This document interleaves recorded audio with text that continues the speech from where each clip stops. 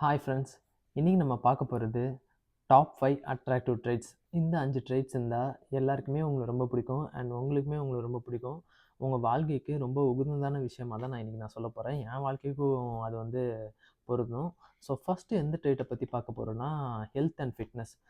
நம்ம இந்த health and fitness இருந்தால் தான் அடுத்த இதுக்கெலாம் ப்ரொசீடே பண்ண முடியும். அடுத்த ட்ரைட்டுக்குன்னு இல்லை, வாழ்க்கையில் அடுத்த நிமிஷத்தை என்ஜாய் பண்ணுறதுக்கே ஹெல்த் அண்ட் ஃபிட்னஸ் ரொம்ப முக்கியமான ஒரு விஷயம்.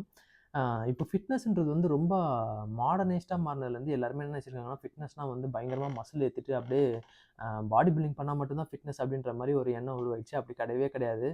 எல்லாமே ஃபிட்னஸ் தான். நம்ம ஒரு விளையாட போகிறதும் ஃபிட்னஸ் தான், நடக்கிறதும் ஃபிட்னஸ் தான், ஓடுறதும் ஃபிட்னஸ் தான், வீட்டு வேலை செய்கிறதும் ஒரு ஃபிட்னஸ் தான். நம்ம வீட்டில் அம்மாவுக்கு ஹெல்ப் பண்ணுறதுக்காக சிலிண்டரை தூக்கிட்டு வர்றது, தண்ணி கேனை தூக்கிட்டு வர்றது எல்லாமே ஃபிட்னஸ் தான். ஸோ எப்பவுமே மூவ் பண்ண மறக்காதீங்க. அதுதான் ஒரு மெயின் ஃபேக்டர். நம்ம என்ன தான் நம்ம வேலை இருந்தாலுமே, நம்ம எவ்வளோ பிஸியாக இருந்தாலுமே ஏதாச்சும் 1 ஹவர் இல்லைனா 1 1/2 ஹவர்ஸ் மூவ் பண்ண மறக்காதீங்க. எதனா ஒன்று பண்ணுங்கள். டான்ஸோ, பேட்மிண்டனோ, கிரிக்கெட்டு, ஏதோ ஸ்போர்ட்ஸ் ஆக்டிவிட்டீஸோ இல்லை ஜிம் ஆக்டிவிட்டீஸோ. அதனால் மசில் பில்டிங் தப்புன்னு நான் சொல்ல மாட்டேன். மசில் பில்டிங் கண்டிப்பாக தேவை. அவங்கவுங்க விருப்பத்தை பொறுத்து தான் இருக்குது. ஆனால் அது மட்டுமே ஃபிட்னஸ்ன்னு மைண்டில் செட் பண்ணிக்காதீங்க. ஸோ கண்டிப்பாக உங்கள் டேயில் 1 ஹவர் 1 1/2 ஹவர் கண்டிப்பாக ஃபிட்னஸ்க்கு ஒதுக்கிக்கோங்க. ஸோ மற்றவங்களுக்குமே நம்ம ஃபிட்னஸாக இருக்கிறத பார்த்து ரொம்ப அட்ராக்டிவாக தெரியும். இவங்க எப்பவுமே டிசிப்ளினாக இருக்காங்க, ஏதோ ஒரு ரொட்டீனை ஃபாலோ பண்ணுறாங்க அப்படின்னு தெரியும். அண்ட் நம்ம வாழ்க்கைக்குமே அது ரொம்ப யூஸ்ஃபுல்லாக இருக்கும். ஏன்னா ஃபிட்னஸ் ஹெல்த் இருந்தால் தான் நம்ம வாழ்க்கையில் எதுவுமே என்ஜாய் பண்ண முடியும். ஒரு சின்ன விஷயமா இருந்தாலும் கூட நான் ஹெல்த் இருந்தால் மட்டும்தான் என்ஜாய் பண்ண முடியும். நம்ம நிறைய கோட்ஸ்லலாம் பார்த்துருப்போம். இந்த மாதிரி ஹாஸ்பிட்டலில் இருக்கிறவங்க தான் தெரியும் வாழ்கிறதோட அருமை என்னென்னு. அந்த மாதிரி தான். ஸோ நம்ம இருக்கப்பே நம்ம ஹெல்த்து, நம்ம உயிர் இருக்கப்பயே நம்ம எல்லாம் கை கால்லாம் நல்லா இருக்கப்பயே நல்லா நம்ம யூட்டிலைஸ் பண்ணி நம்ம ஹெல்த்தை பத்திரமா பார்த்துக்கணும். ஸோ இதை தான் நான் ஃபஸ்ட்டு ட்ரேட்டாக சொல்கிறேன், health and fitness. Second humour, நகைச்சுவை உணர்வு. நகைச்சுவை உணர்வுன்றது எல்லாருக்குள்ளேயுமே இருக்கும். அதை எக்ஸ்ப்ளோர் பண்ணுறதுல தான் அதில் அதோட ஃபேக்டர் இருக்குது.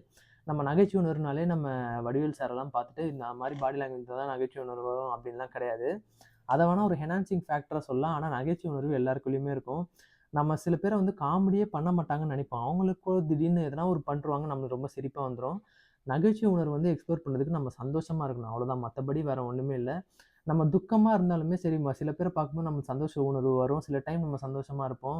சரி, எப்படி சொல்கிறது, ஒரு வன்மை இல்லைனாலே எனக்கு தெரிஞ்சு மோஸ்ட்டாக நகைச்சுவை உணர்வு வெளில வந்துடும். அவங்கள பற்றின நமக்கு வன்மை உணர்வு இல்லைன்னா நகைச்சுவை உணர்வு மோஸ்ட்டாக வெளில வந்துடும். வன்மை உணர்வு இருந்துச்சுன்னா நகைச்சுவை உணர்வு வேறு மாதிரி ரிஃப்ளெக்ட் ஆகும்.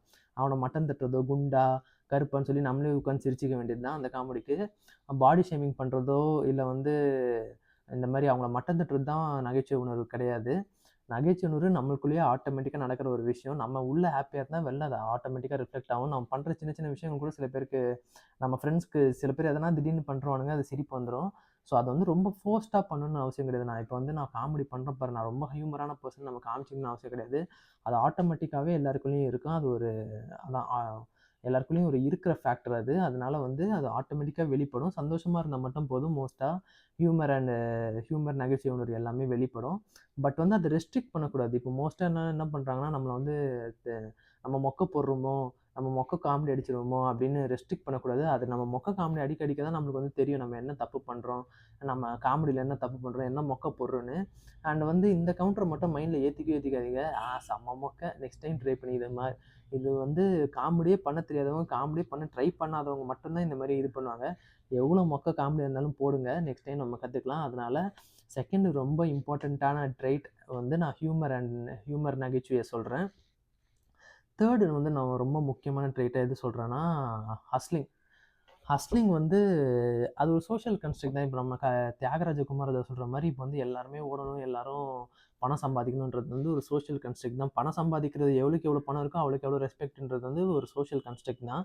அப்படி கிடையவே கிடையாது. ஒரு மனுஷன் எப்படி நம்ம கூட பழகணும்னா அதை பொறுத்து தான் ரெஸ்பெக்ட். தவிர இவங்க இவ்வளோ பணம் வச்சுருக்காங்க அப்படின்றதுக்காக ரெஸ்பெக்ட் தந்தால் அது உங்களோட விருப்பம் தான். ஆனால் நான் அப்படி பண்ண மாட்டேன். ஸோ அது ஒரு சோஷியல் கன்ஸ்ட்ரக்ட் தான். ஆனால் இருந்தாலுமே நம்ம இப்போ நம்மளுக்கு ஒரு விஷயம் பிடிச்சிருக்குன்னா நம்ம டிஸ்ட்ராக்ட் ஆகாமல் ஓடுறது இது ரொம்ப ஒரு கரிஸ்மேட்டிக்கான ட்ரேட். எல்லாருக்கும் ரொம்ப பிடிச்ச ட்ரேட். இவன் டிஸ்ட்ராக்ட் ஆகாமல் அவனோட கோலை நோக்கி போகிறான்.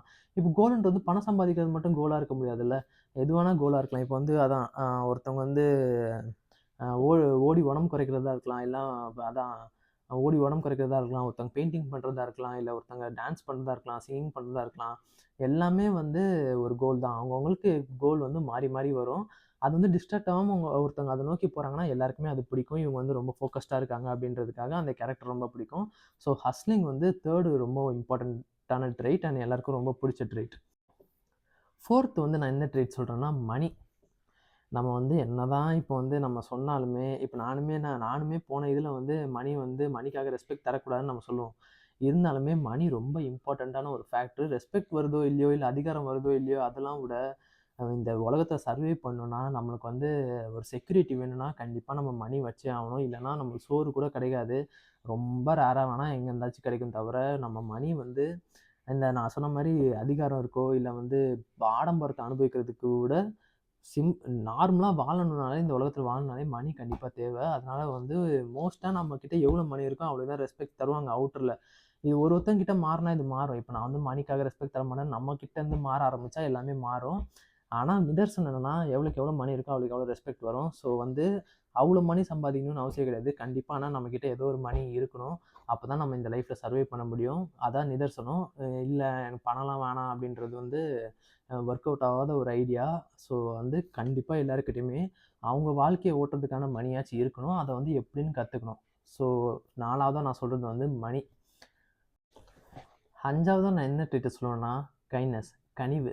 மக்கள்கிட்டயோ, இல்ல நம்ம கூட இருக்கவங்ககிட்டயோ நம்ம கனிவா பழகுறது. ஸோ கைண்ட்னஸ் நம்மகிட்ட இல்லன்னா, நான் ஃபர்ஸ்ட்டு சொன்ன இந்த 4த்தையும் தூக்கி குப்பையில போட்டுருங்க. ஏன்னா கைண்ட்னஸ் இல்லாம இது 4மே எதுவும் ஆ மத்தவங்களுக்கு பிரயோஜனம் கிடையாது. நம்மளுக்கு வேணா நம்ம வந்து சுயநலமா வாழ்ந்துட்டு இந்த வாழ்க்கையில இத வந்து என்ஜாய் பண்ணிட்டு போலாம் தவிர, மத்தவங்களுக்கு வந்து சுத்தமா பிரயோஜனம் இல்ல, இந்த கைண்ட்னஸ் இல்லன்னா. ஸோ வந்து அ நான் ஏன் இத 5வதா வச்சேன்னா, இது இல்லன்னா அந்த 4மே வேஸ்ட்டு தான். ஸோ எவ்வளோக்கு எவ்வளோ கைண்டா இருக்க முடியுமோ, எவ்வளோக்கு எவ்வளோ அன்பா இருக்க முடியுமோ, நம்ம கூட இருக்கவங்ககிட்ட அன்பா இருக்க முடியுமோ, அதுதான் ரொம்ப இம்பார்ட்டன்ட்டான ஃபேக்டர். நம்ம அன்பு எதுவுமே இல்லாம இது எது குடுத்தாலுமே ஒரு வேல்யூவே கிடையாது. ஸோ இதுதான் வந்து மோஸ்ட் பிரையாரிட்டி. கைண்ட்னஸ், அன்பு, லவ், ரெஸ்பெக்ட் இதெல்லாம் தான் ரொம்ப மெயின் கேரக்டர்ஸ். இது இல்லாம மத்த எல்லாத்தையுமே நீங்க தூக்கி போட்டுறலாம். ஸோ வந்து எல்லார்கிட்டயுமே கைண்டா இருக்க அ ட்ரை பண்ணலாம். ஏன்னா வந்து எல்லாருமே நம்மகிட்ட கைண்டா இருப்பாங்கன்னு நம்ம எதிர்பார்க்க முடியாது. ஸோ அதனால வந்து நான் வந்து அ இயேசுநாதர் மாரியோ, இல்ல வந்து பெரிய பெரிய புனிதர்கள் மாரி மத்தவங்க வந்து ஒரு கன்னத்துல அறைஞ்சாலும் மறு கன்னத்த காட்டுன்ற மாரி நான் சொல்ல வரல. இருந்தாலுமே நான் ஃபர்ஸ்ட்டு நம்ம ஒருத்தவங்கள அப்ரோச் பண்ணணும்னா, நம்ம வந்து கனிவா அப்ரோச் பண்றது நல்லது அப்படின்னு நான் நினைக்கிறேன். நம்ம இந்த உலகமே வந்து மோசமா இருக்கு. நான் எல்லாத்தையுமே வந்து ரூடா தான் அணுகப் போறேன் அப்படின்றது வந்து ரொம்ப தப்பான ஒரு விஷயம். ஸோ கைண்டா இருக்கிறது வந்து ரொம்ப மெயினான ஃபேக்டர். அண்ட் வந்து ஒருத்தங்க நம்மகிட்ட கைண்டா இருக்கோம். அவங்க கிட்ட நம்ம கைண்டா இல்லன்னா, அத விட ஒரு மோசமான விஷயம் எதுவுமே கிடையாது. ஒருத்தங்க நம்மகிட்ட கைண்டா இருக்காங்க. அவங்க கிட்ட நம்ம ரூடா இருக்கோம்னா, அத விட ஒரு மோசமான விஷயம் எதுவுமே இருக்க முடியாது. இல்லன்னா வந்து ஒரு அப்பாவி இருக்காங்க. இவனால நம்மள அடிக்க முடியாது. அவன போட்டு நம்ம அடிக்கலான்றதும் பயங்கர ஒரு மோசமான விஷயம். அப்படி ஒரு விஷயம் இருந்தா நம்ம மத்த 4த்தையும் சுத்தமா தூக்கி போட்டுறலாம். ஆ அதுதான் விஷயம். ஸோ வந்து கைண்ட்னஸ் தான் வந்து ரொம்ப ரொம்ப இம்பார்ட்டன்ட். கைண்ட்னஸ், லவ், ரெஸ்பெக்ட் இதெல்லாம் ரொம்ப இம்பார்ட்டன்ட். ஸோ இந்த 5 ட்ரெய்ட் இருந்தா, க இந்த 5 ட்ரெய்ட் இல்லாம நான் லாஸ்ட்டு சொன்ன ட்ரெய்ட் மட்டும் இருந்தாலுமே எல்லாருமே உங்கள ரெஸ்பெக்ட் பண்ணுவாங்க. நீங்க நினைக்கலாம், இல்ல இந்த உலகம் அத ரெஸ்பெக்ட் பண்ணாதுன்னு. அது ஒ இவ் இன் எப் நீங்க இன்னைக்கு வந்து நம்ம வந்து ஒருத்தவங்ககிட்ட அன்பு காட்டுறோம். அவங்க இன்னைக்கு ரியலைஸ் பண்ணா கூட என்னைக்காச்சும் ஒரு நாள் ரியலைஸ் பண்ணுவாங்க. ஸோ அந்த ட்ரெய்ட் மட்டும் இருந்தாலுமே எல்லாரும் நீங்க வந்து உலகத்தையே ஜெயிச்ச மாரி தான். இருந்தாலும் நீங்க வந்து அந்த 5 ட்ரெய்ட்டையும் ஃபாலோ பண்ணா இன்னுமே சிறந்தது. ஸோ இத்துடன் இந்த வீடியோவ முடிச்சுக்கிறேன். இந்த வீடியோ பிடிச்சிருந்தா லைக் பண்ணுங்க, கமெண்ட் பண்ணுங்க, சப்ஸ்கிரைப் பண்ணுங்க. இந்த மாரி இன்னும் நெறைய வீடியோஸ் வந்து உங்களுக்கு பிடிச்சிருந்தா நான் போடுறேன். இத்துடன் விடைபெறுகிறேன். நன்றி, வணக்கம்.